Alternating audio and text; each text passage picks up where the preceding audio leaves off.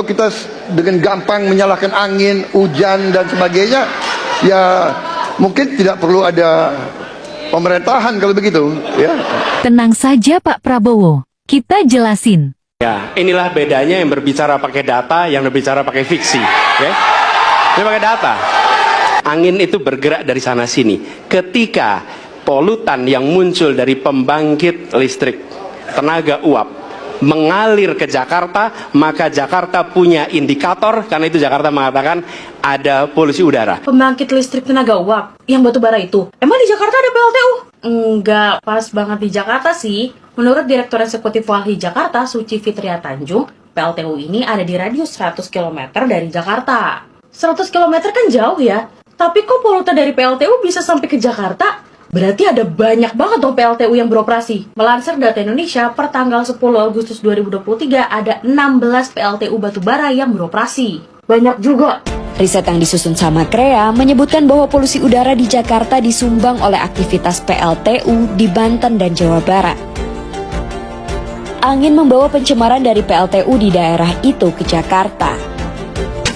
Terdapat kurang lebih 136 fasilitas industri, termasuk PLTU yang berada dalam radius 100 km dari Jakarta. Lebih dari 50% persebarannya berada di Jawa Barat dan Banten. Jadi sejak 2014, Mbak, memang kecenderungan pemerintahan saat ini, pemerintahan Presiden Jokowi banyak sekali menambah PLTU. Dengan waktu itu janji kampanyenya di 2014, megaproyek 35 gigawatt.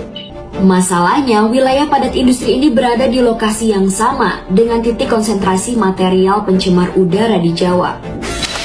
Materi-materi itu lalu teroksidasi di atmosfer serta membentuk PM2,5 dalam jumlah besar yang bisa terbawa angin ke titik sekitarnya sejauh lebih dari 100 km. Oke, PLTU-nya ada di mana aja? Ini PLTU Jawa 7. Ini PLTU Indramayu, dan ini Suralaya 9 dan 10. Itu yang udah eksis ya. Nah, yang masih dalam tahap perencanaan banyak juga. Data yang kami dapat dari Tren Asia menyatakan seenggaknya ada 15 PLTU yang akan didirikan di sekitar Jawa Barat dan Banten. Beberapa ada yang dikelola negara lewat tangan PLN. Dan beberapa juga ada yang meminjam campur tangan swasta seperti Bakri dan Marubeni Corp. Lalu gimana solusinya? Dan ini kemudian saya teruskan, Pak, bagaimana pengendalian itu dikerjakan untuk dalam Jakarta. Jika saya terpilih presiden, maka yang luar Jakarta saya kendalikan juga, Pak. Baik.